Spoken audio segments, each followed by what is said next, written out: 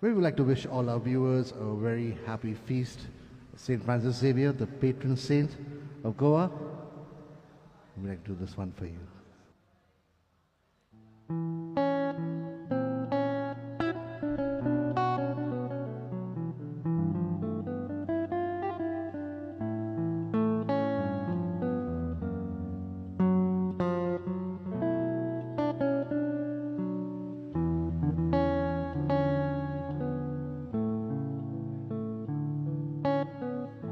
São Francis Xavier,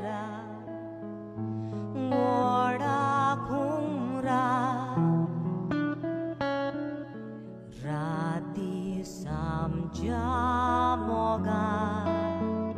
na astolia,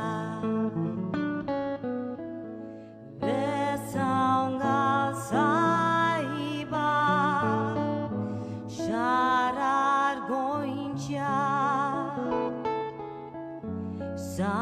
Sambalun sodaka gopan tuja besaungal saiba sharar goincha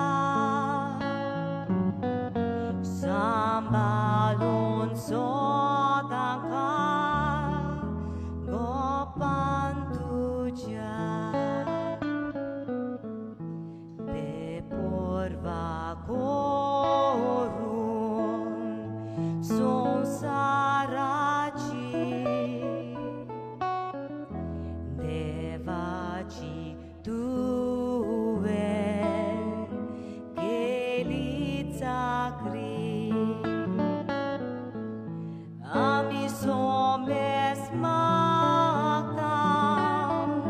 mozo tuci Tai mun milagri,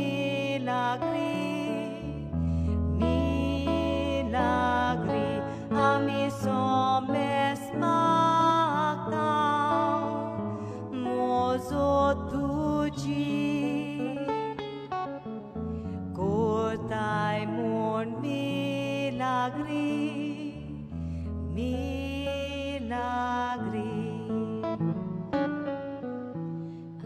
Sani soda amce khati